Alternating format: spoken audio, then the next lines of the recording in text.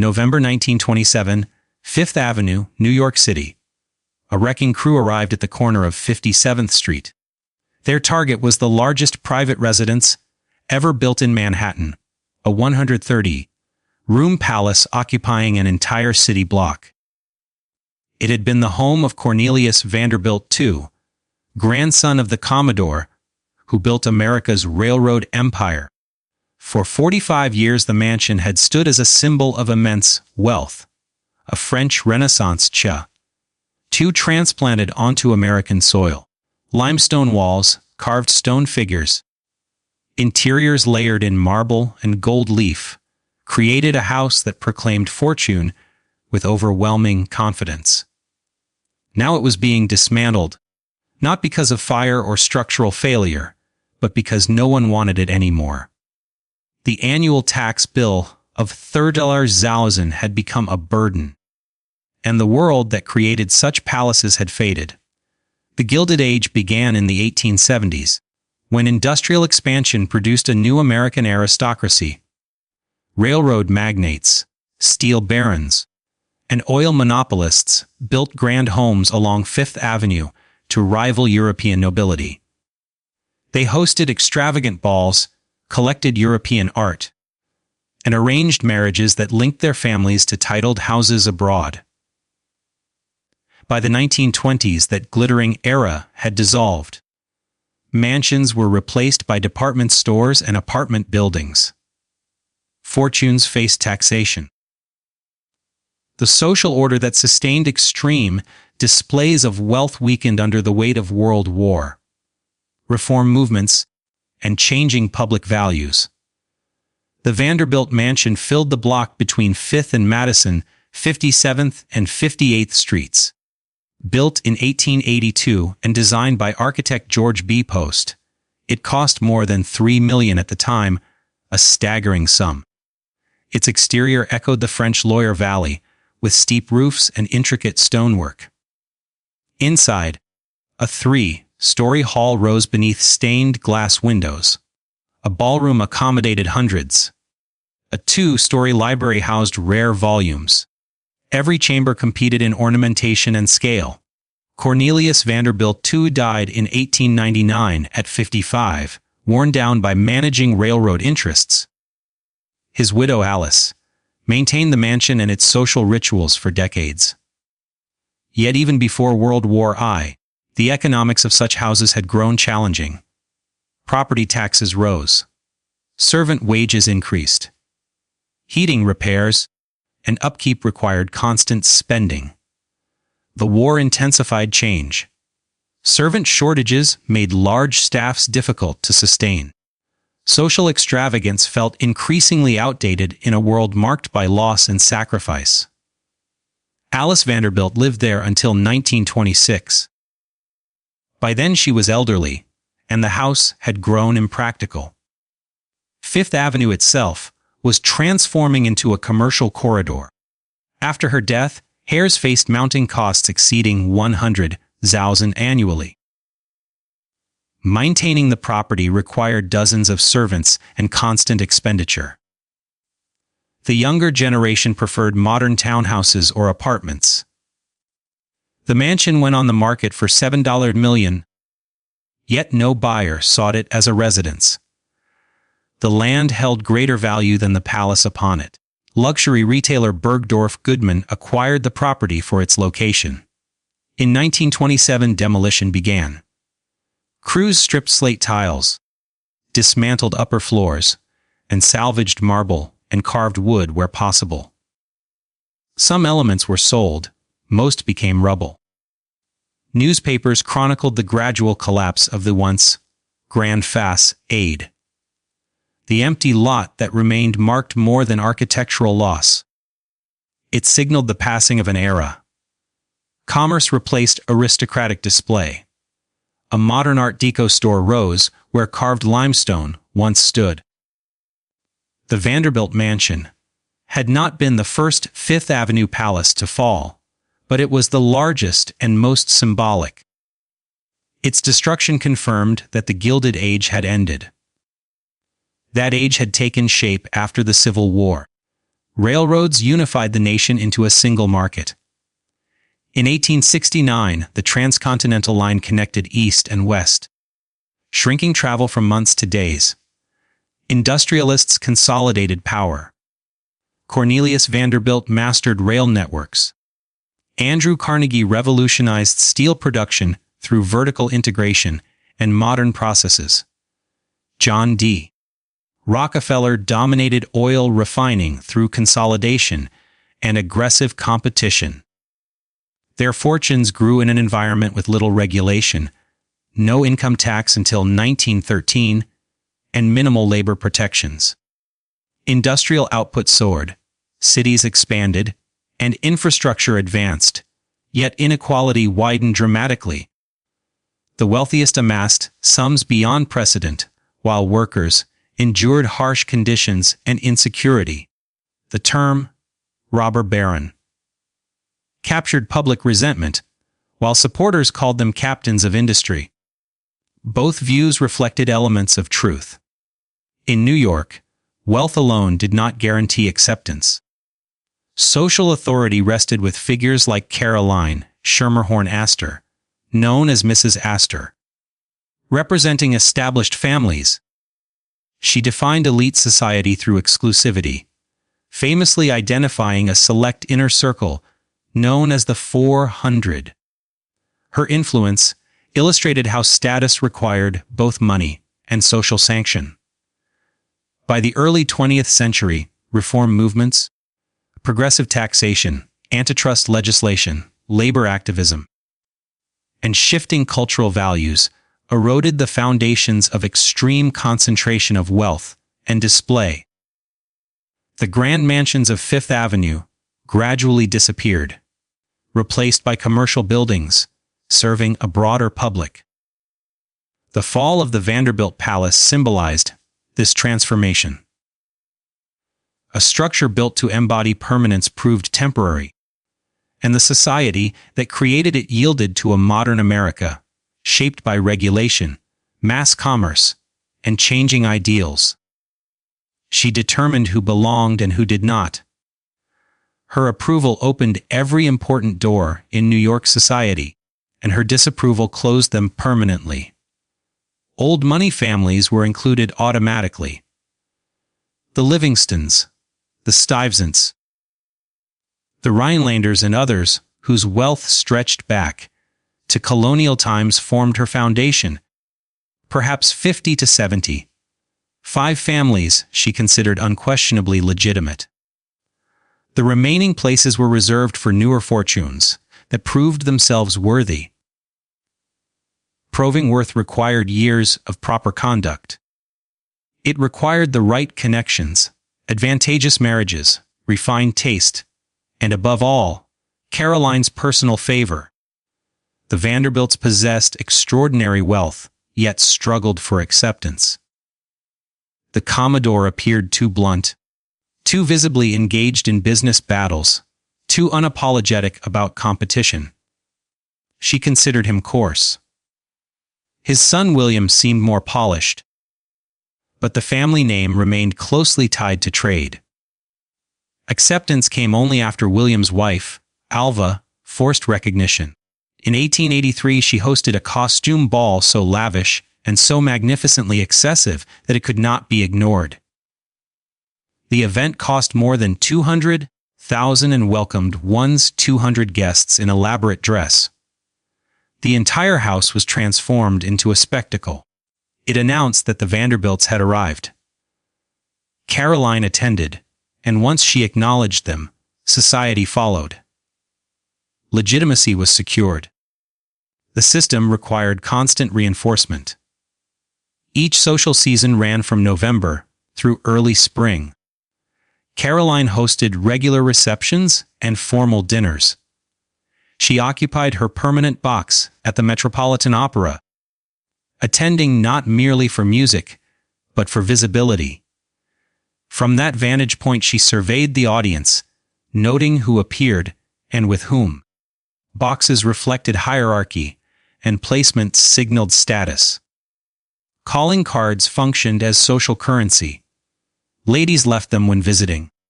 If the lady of the house was absent, the card rested on a silver tray, presented by the butler. A turned corner indicated a personal call. Specific days were designated for receiving visitors, and observing those customs demonstrated respect for the rules. Young women entered society through carefully orchestrated debutante balls. These presentations marked them as eligible for marriage. Invitations to Caroline's events signified arrival. Absence from the guest list meant social invisibility. Men followed parallel rules. Financial success alone did not suffice.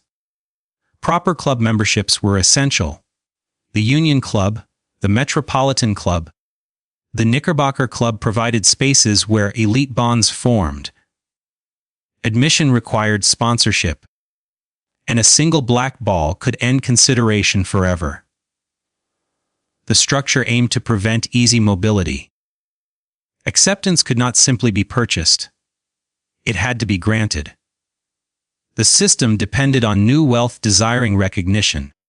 The first generation of industrial magnates often felt indifferent. The Commodore valued power over approval. The second generation cared deeply.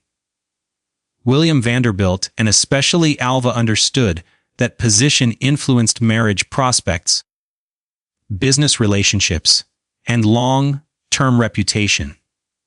The third generation grew up assuming their place at the summit was natural and permanent. Caroline maintained dominance until her death in 1907. Age diminished her clarity, but not her symbolic authority. Afterward, no single figure replaced her. Society fragmented.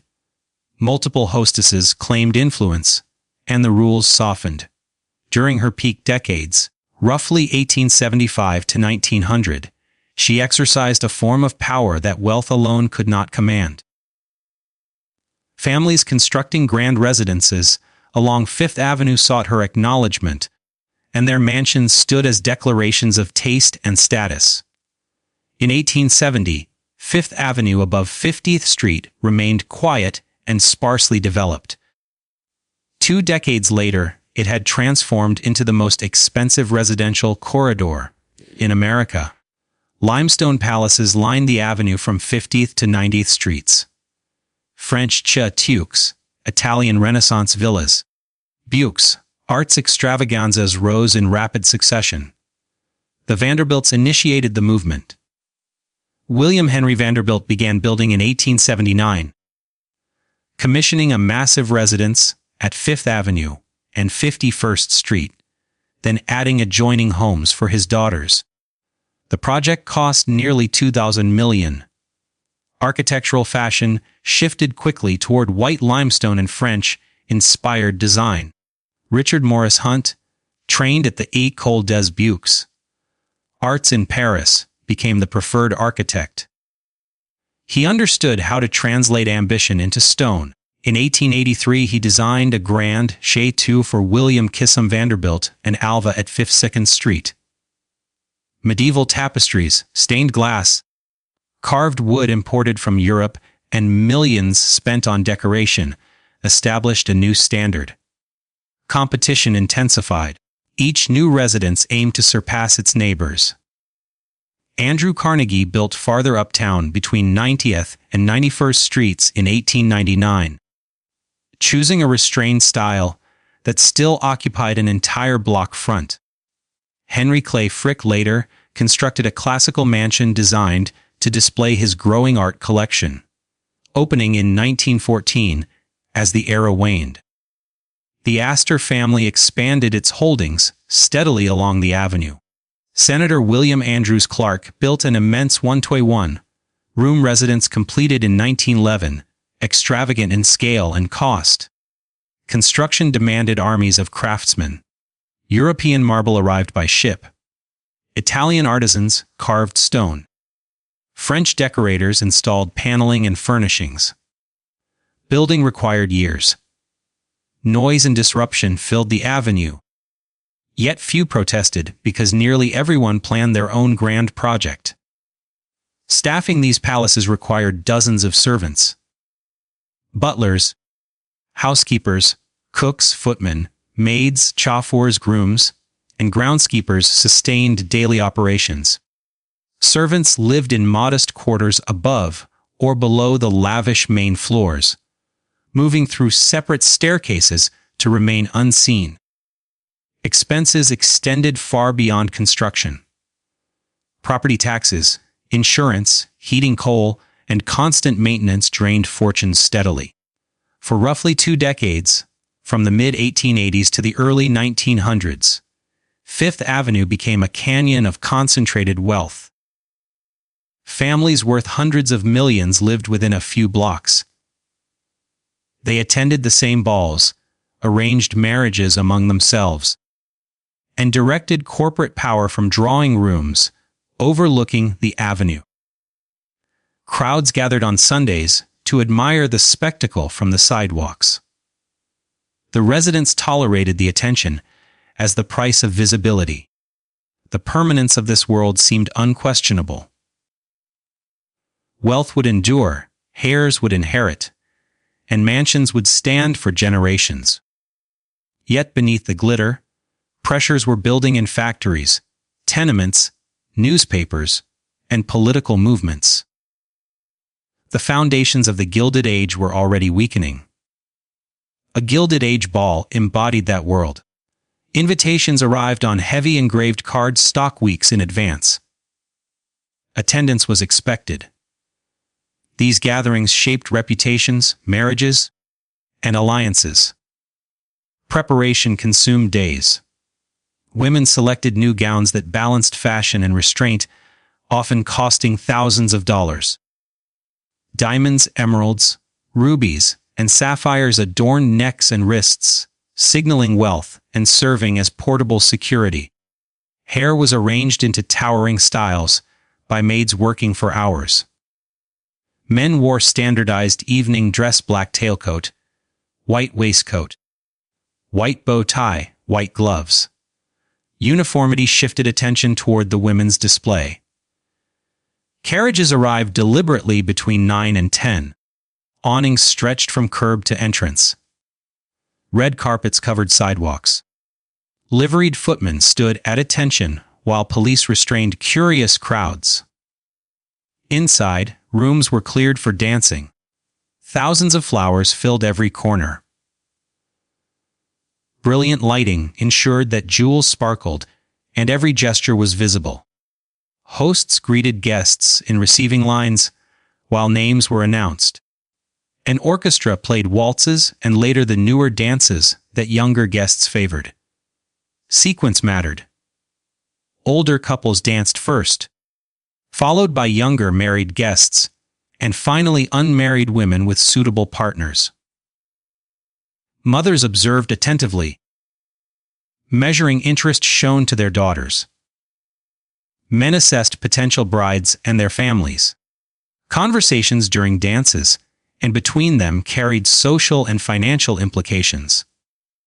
Around midnight, buffet supper appeared in lavish abundance. Guests circulated freely, forming connections and discussing arrangements. Business and marriage prospects advanced amid champagne and music. The evening resumed with faster dances and brighter energy, reinforcing the hierarchy that defined the age.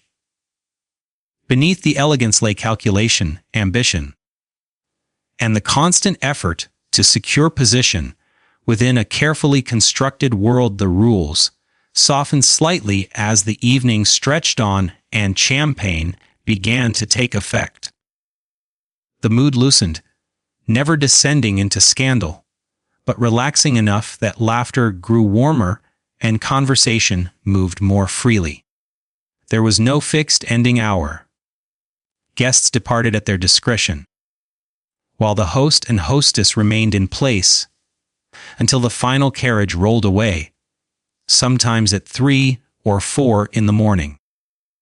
Long after that, servants continued working, clearing dishes, removing wilted flowers, restoring furniture, and returning the house to order.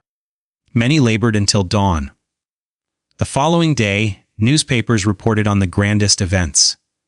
Society columns listed attendees, described gowns in detail, and recorded who had danced with whom. Those columns were read with intensity. A mention signaled importance. Omission signaled irrelevance. The cost of such an evening was extraordinary. A major ball required $50,000 to $100,000 for flowers, music, food, lighting, decorations, and additional staff. In modern terms, that equaled several $1 million spent on a single night that would fade from memory within days. The purpose extended beyond amusement. These gatherings displayed authority and reinforced hierarchy.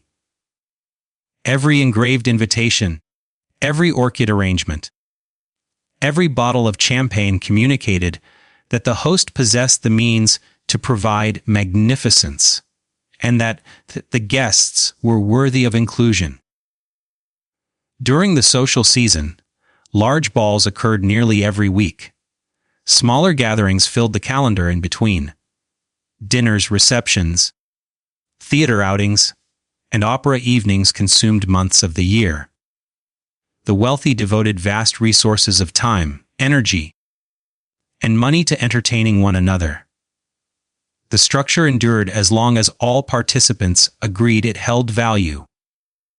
The moment doubt appeared, the foundation weakened. By the early 20th century, critics had begun to speak openly. Progressive reformers pointed to the stark imbalance. One lavish ball cost more than many workers earned in a lifetime. Families hosting six-figure entertainments often paid their employees poverty wages. The criticism unsettled some hosts, prompted discretion in others, and stirred quiet reflection in a few. Yet most continued, unwilling to concede that the display might be hollow. Admitting excess would have meant acknowledging that the age itself was flawed. A Gilded Age mansion depended on an enormous workforce.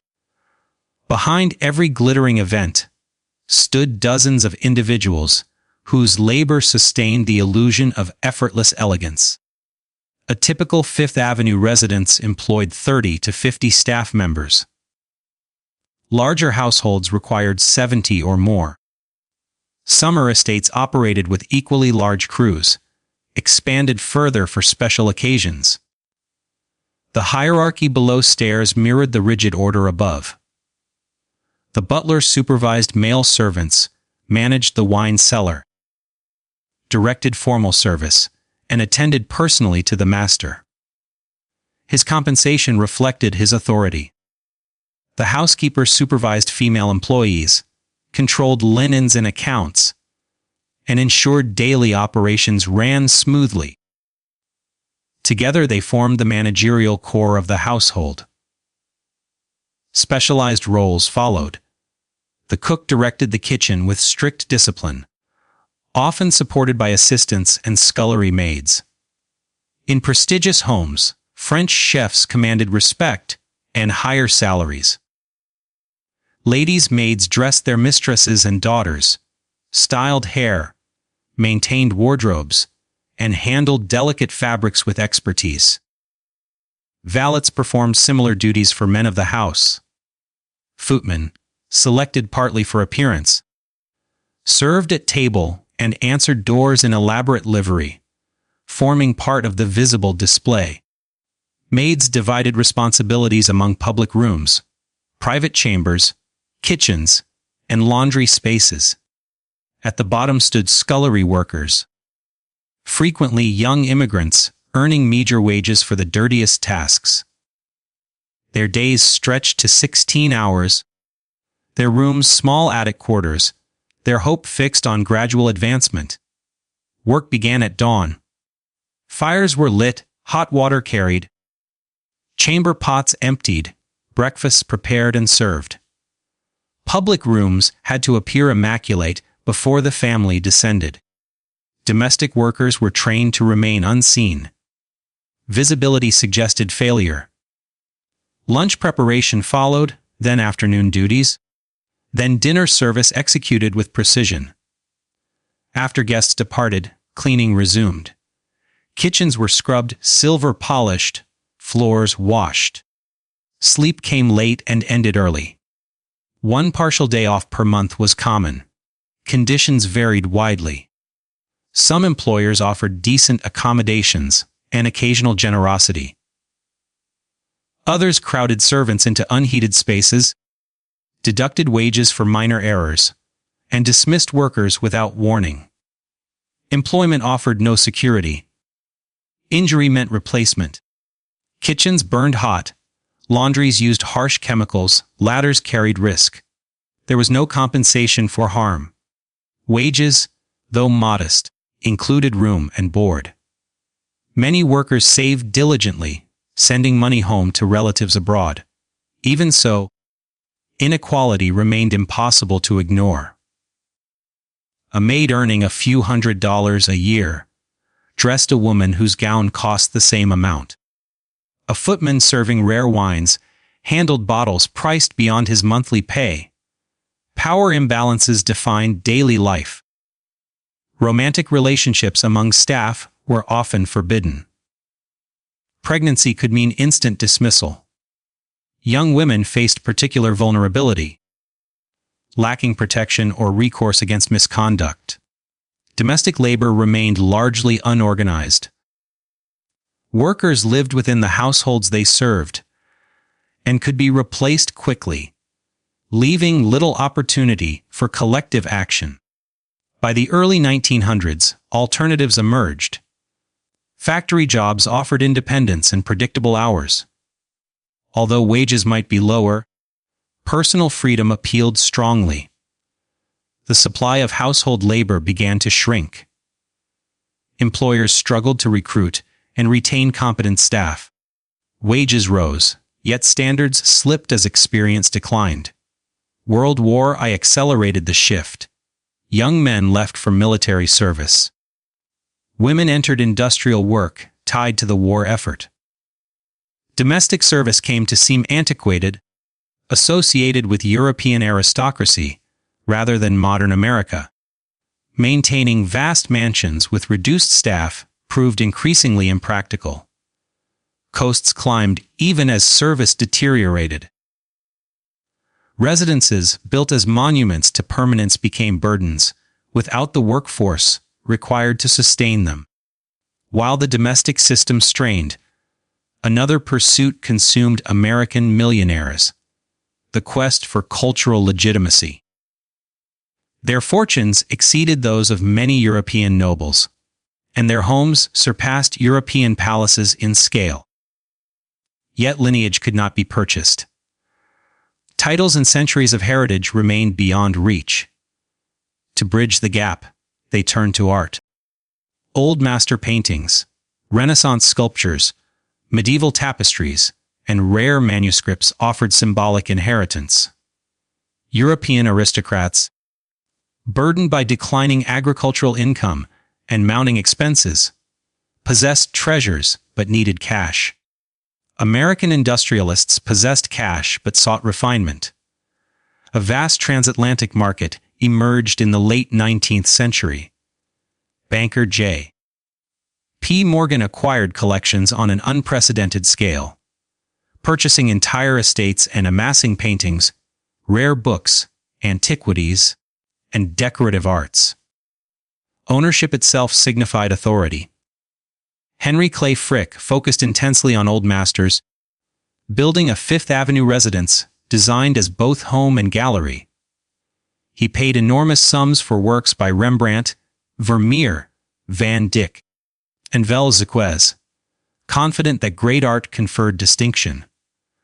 Other magnates followed similar paths. The Vanderbilts filled their residences with European furnishings and sculpture.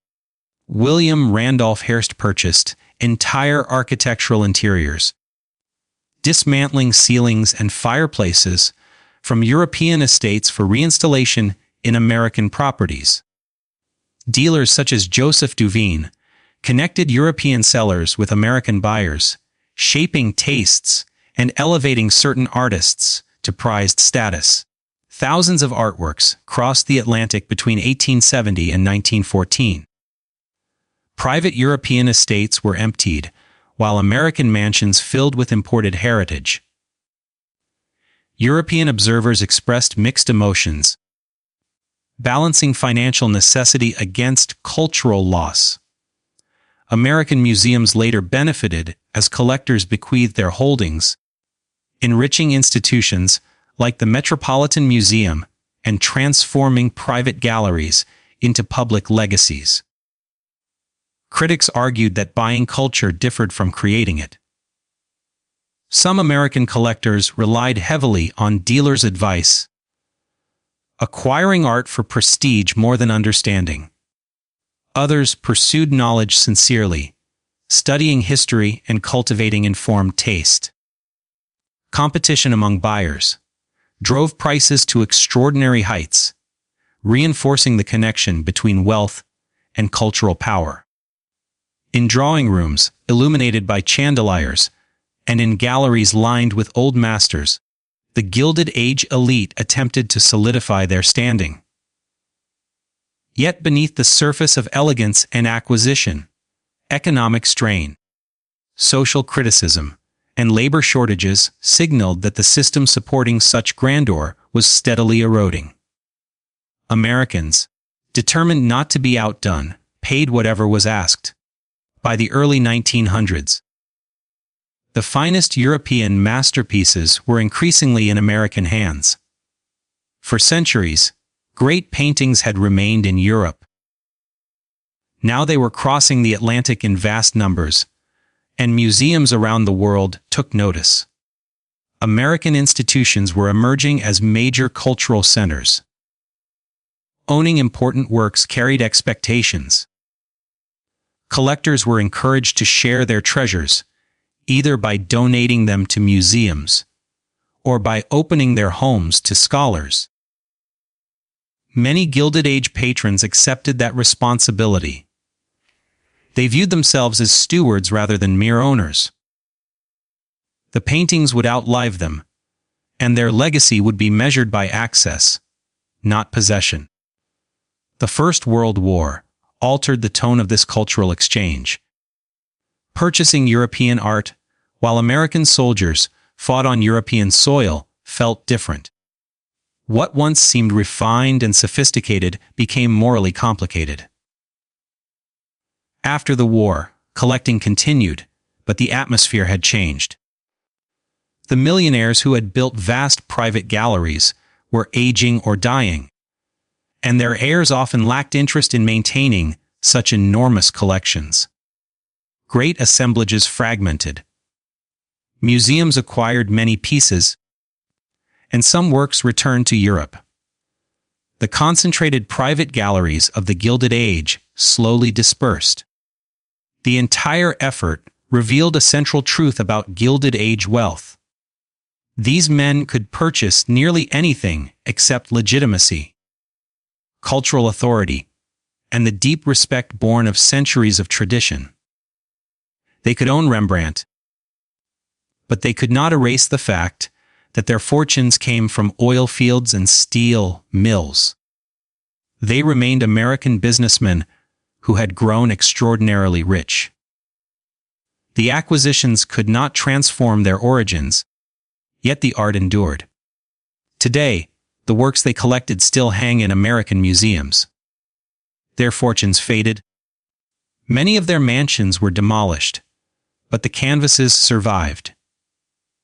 In that sense, they achieved a form of immortality. Not the aristocratic validation they sought, but a lasting contribution to American culture.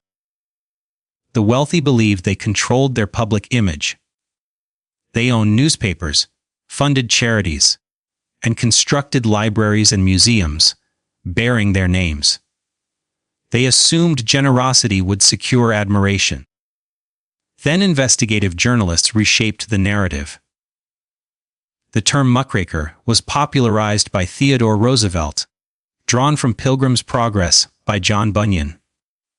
Roosevelt used it critically, describing journalists who focused on society's corruption rather than its achievements. the writers embraced the label, arguing that corruption needed exposure. The movement gained momentum in magazines, especially McClure's magazine, founded by Samuel S. McClure. The publication combined fiction with serious investigative reporting and recognized that middle-class Americans wanted clarity about how power operated. In 1902, it launched major investigative series simultaneously. Lincoln Steffens exposed urban corruption. Ray Stannard Baker examined labor conditions and racial inequality. Ida Tarbell began a detailed investigation of Standard Oil. Tarbell's research was meticulous. She interviewed former employees, obtained internal documents, and traced the company's rise to monopoly power. She revealed secret railroad rebates, predatory pricing, industrial espionage, and systematic efforts to eliminate competitors. Published between 1902 and 1904, and later collected as The History of the Standard Oil Company, her work transformed public perception. John D. Rockefeller was no longer seen solely as a captain of industry, but as a symbol of monopoly abuse. His philanthropy did not erase the methods used to build his fortune. Other journalists followed. Upton Sinclair published The Jungle in 1906, exposing horrific conditions in Chicago's meatpacking industry. Public outrage led to federal investigations and the passage of the Pure Food and Drug Act and the Meat Inspection Act. David Graham Phillips attacked political corruption in his series, The Treason of the Senate, showing how corporate interests influenced lawmakers. Circulation for magazines publishing such exposés soared as readers demanded transparency. The wealthy responded by pressuring advertisers, purchasing media outlets, and hiring public relations professionals. John D. Rockefeller Jr. employed Ivy Lee to reshape the Rockefeller image, emphasizing philanthropy and personal humility. Although public perception softened slightly, the broader shift in opinion endured. The investigations led to reforms, including the Federal Trade Commission Act and the Clayton Antitrust Act, reinforcing the idea that unchecked corporate power required regulation. As public trust eroded, labor unrest intensified. The Great Railroad Strike of 1877 demonstrated how quickly wage cuts could ignite nationwide disruption. In Chicago, the Haymarket Affair shocked the nation with violence linked to demands for an 8-hour workday. The Homestead Strike exposed the brutal clash between steel workers and management at Andrew Carnegie's plant. The Pullman strike paralyzed rail traffic until federal troops intervened. Each conflict revealed the dependence of industrial wealth on laborers, who increasingly resisted exploitation. Public sympathy gradually shifted toward workers, especially after investigative journalism highlighted harsh conditions. Political pressure mounted for reform. That pressure culminated in 1913 with the ratification of the 16th Amendment to the United States Constitution, establishing a federal income tax. Initial rates were modest, but the principle marked a profound change. During World War I, top rates rose dramatically, reaching 77% by 1918. The new tax system altered the economics of immense fortunes. Extravagant spending and unlimited accumulation became less practical as government claimed a growing share of income. Wealthy Americans adapted through accountants, trusts, and tax strategies. Yet they could not entirely escape the new reality. The era of largely untaxed industrial empires had ended, and with it the foundations of the Gilded Age order began to erode. The shift was permanent. Inheritance taxes followed, placing levies on estates as wealth passed to heirs. Each generation paid its share, preventing fortunes from compounding untouched across decades. Over time, even the largest family holdings diminished. The combination struck at the heart of Gilded Age economics. Labor unrest reduced profits. Income taxes claimed a growing portion of earnings. Estate taxes limited what could be transferred intact to children. The structure that had once allowed extraordinary wealth concentration was dismantled piece by piece. By 1915, the national landscape had changed. Workers were organized, strikes were frequent, progressive reforms were advancing, and tax burdens were rising. Enormous fortunes still existed, but the direction was unmistakable. The dominance of the old elite was weakening. The Golden Age was fading, and the war accelerated the transformation.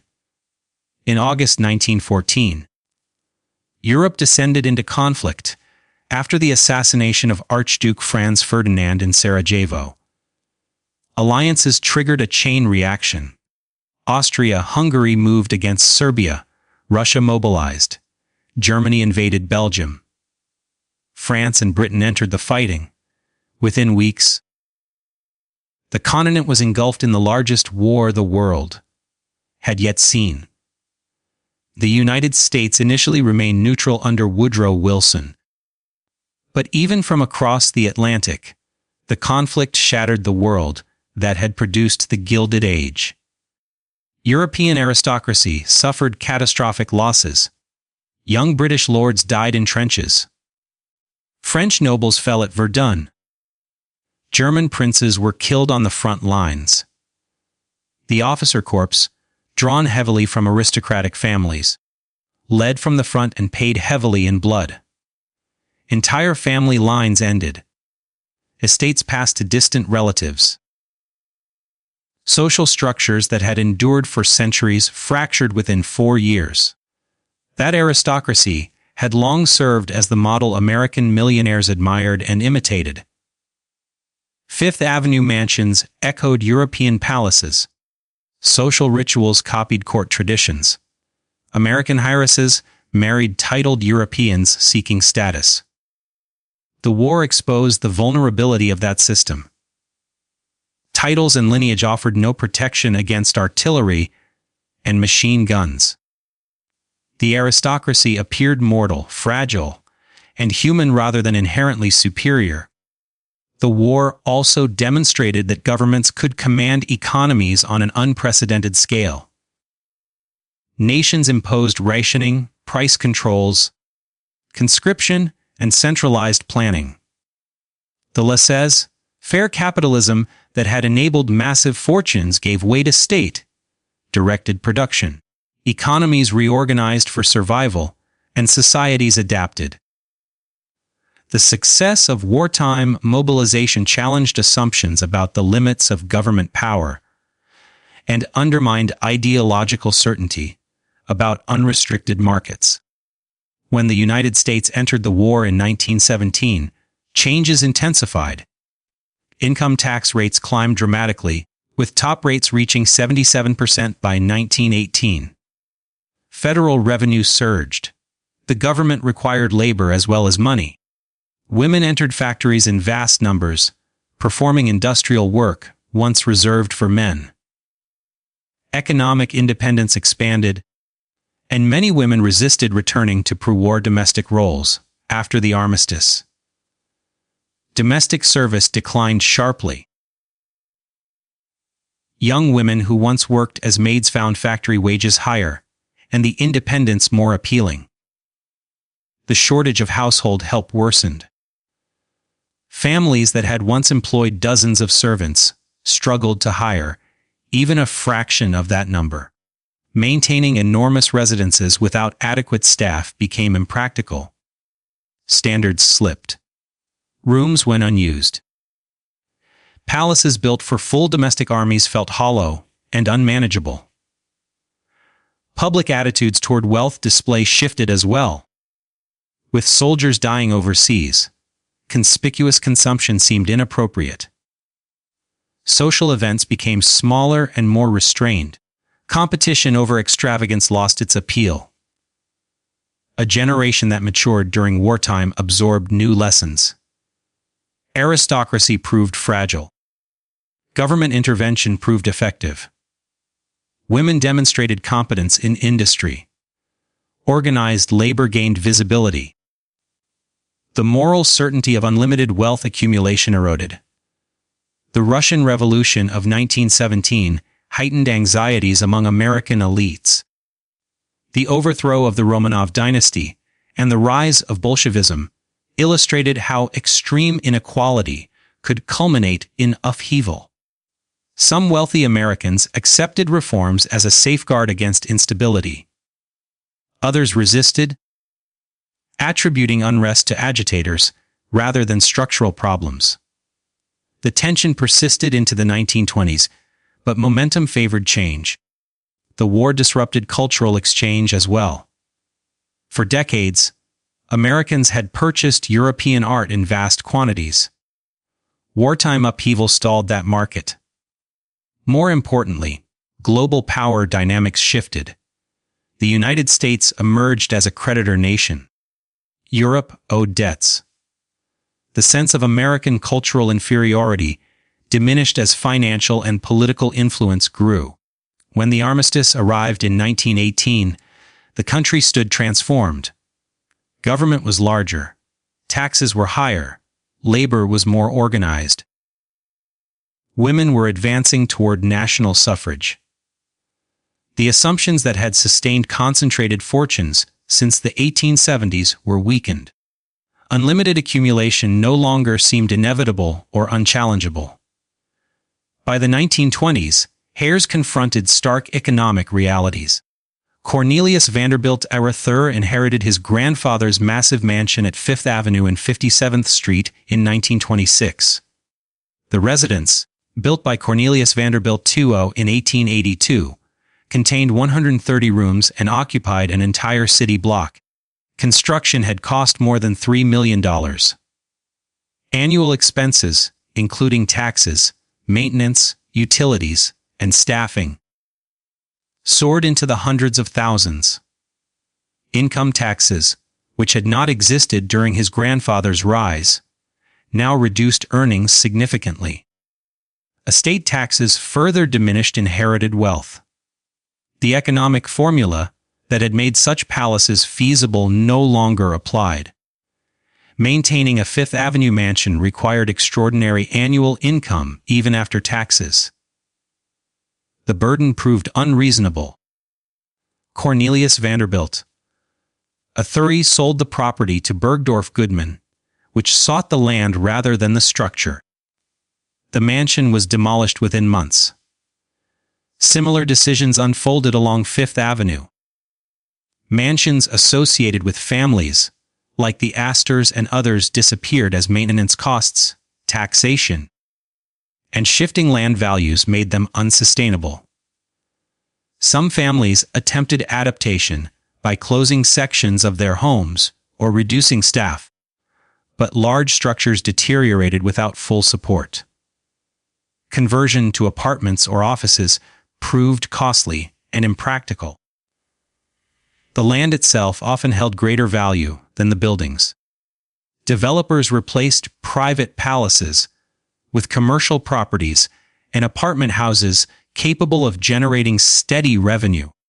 A few exceptions endured.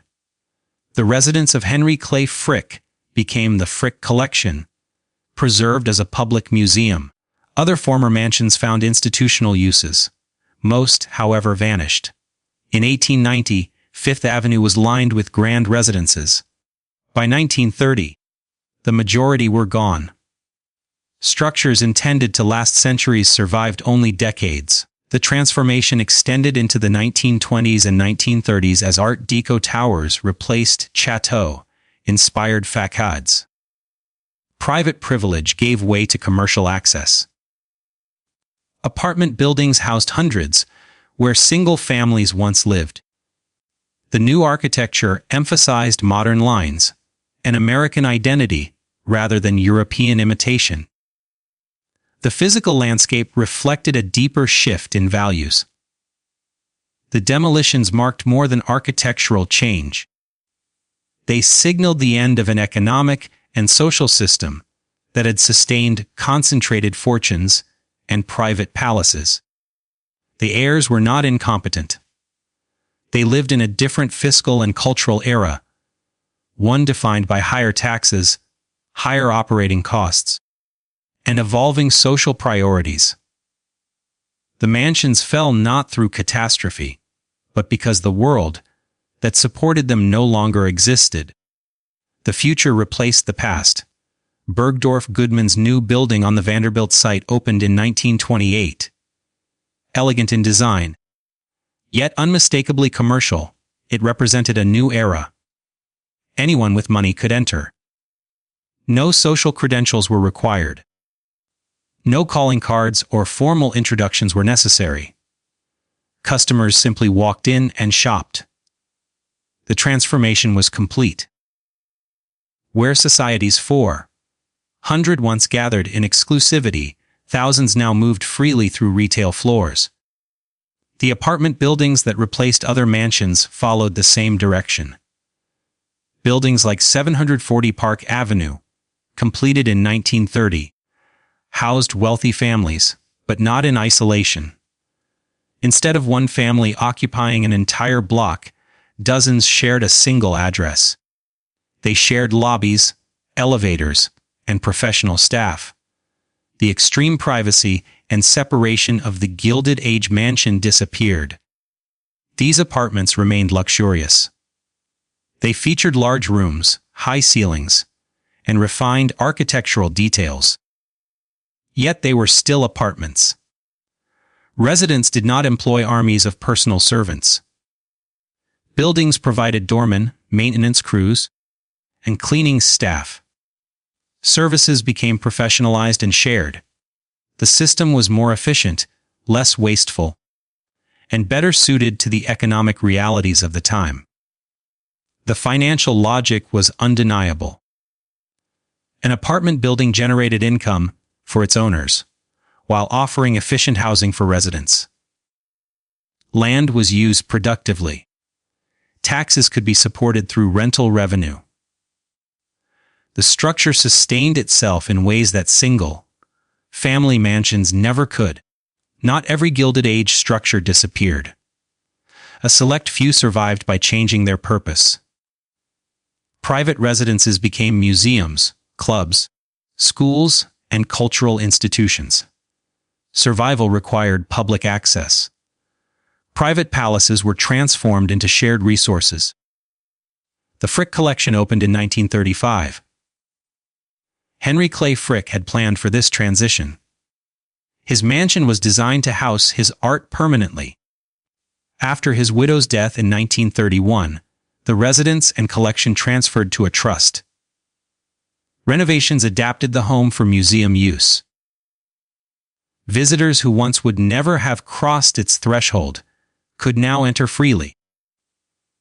Walking through the Frick Collection feels like stepping into a preserved Gilded Age mansion. The paintings remain on the walls. The furniture stands in place. The rooms reflect their original arrangement. The difference lies in access. Admission grants entry to a world that was once entirely private. A similar transformation occurred with the Morgan Library and Museum. J.P. Morgan built it as his personal library. In 1924, his son donated it to the public. The building expanded over time while preserving its original character. Rare books, manuscripts, and artworks once reserved for one man became available to scholars and visitors. These institutions safeguarded not only buildings, but entire collections. The art accumulated by industrial magnates did not vanish. It became accessible. Their fortunes, in an unexpected way, began serving a broader public purpose. Other mansions found new life as private clubs. Organizations, such as the University Club of New York and Metropolitan Club, purchased grand residences and adapted them. Members rather than single families occupied the ornate rooms. The buildings remained exclusive, but their function expanded beyond one household. Some properties shifted toward education and culture. The Museum of the City of New York occupies a building that began as a private home. The Cooper Hewitt Smithsonian Design Museum stands in the former mansion of Andrew Carnegie on the 91st Street. These buildings survived by embracing educational missions. Such examples were rare. For every mansion repurposed, many more were demolished. Entire residential blocks transitioned into commercial districts. The physical transformation reflected a deeper social shift. In Newport, Rhode Island, preservation followed a different path. The great cottages survived largely because they were seasonal homes rather than primary residences. Carrying costs, though substantial, were manageable for families who used them occasionally. Over time, many were donated to the Preservation Society of Newport County. Visitors today tour the Breakers, Marble House, and other grand properties. They walk through ballrooms and galleries that once hosted elite gatherings. These houses now function as museums, teaching about an era that ended more than a century ago. The preservation movement itself grew partly from witnessing the demolitions along Fifth Avenue. As mansion after mansion disappeared, awareness spread that architectural history was being erased. Organizations formed to protect significant structures. Historic preservation laws emerged, though too late for most Gilded Age residences. In New York, the buildings that survived typically had institutional backing. Museums, libraries, clubs, and organizations possessed the resources and endowments required to maintain such structures. Individual families could not sustain urban palaces indefinitely, but institutions with public support could. Most demolished mansions left almost no trace. A few architectural fragments, doors, mantels, carved panels, were salvaged and placed in museums or other buildings. The structures themselves vanished completely. Documentation is often limited because many stood for only a few decades. The erasure was thorough. A visitor walking along Fifth Avenue today sees little visible evidence of the Gilded Age. The mansions are gone. The families who built them survive largely in footnotes. The social system that supported them has disappeared. Only stories remain. In their place stand the great Art Deco landmarks of the 1920s and 1930s. Chrysler Building, Empire State Building, and Rockefeller Center define the modern skyline. These structures reflect different values. Corporate strength rather than individual opulence. Modernism rather than historical imitation. Commerce rather than exclusivity. Office towers house thousands of workers where one family once lived. Land serves more people. Architecture functions more efficiently. The social reach is broader. By many measures, this represented progress. Yet something vanished in the process. The craftsmanship, the rare materials, and the bold ambition of constructing a private palace in the heart of a modern city belong to another age. Gilded Age mansions were extravagant and unequal in their symbolism, but they were also remarkable artistic achievements. The labor and skill invested in them cannot easily be replicated. Modern economics makes similar projects nearly impossible. Even today's billionaires do not build 100-room urban palaces. Costs are immense. Staffing is scarce. Tax structures are prohibitive. Cultural attitudes discourage such displays. The economic and social conditions that enabled those mansions no longer exist. What remains are the exceptions. The Frick Collection, the Morgan Library, and the Newport cottages serve as windows into a vanished world. They preserve the atmosphere of an era long past. They allow visitors to glimpse how the wealthy once lived. The Gilded Age constructed its monuments. Economic forces, social reforms, and shifting values dismantled most of them. The wrecking balls that tore down Vanderbilt mansions in the 1920s dismantled more than architecture. They marked the end of a social and economic order that once appeared permanent but proved fragile. The structures that endured did so by transforming, by opening their doors, and by serving broader purposes. Private palaces that became public institutions survived. Those that remained strictly private disappeared. Wealth directed solely inward faded. Resources dedicated to education, culture, and public access endured. The art collections, libraries, and museums outlasted the fortunes that created them.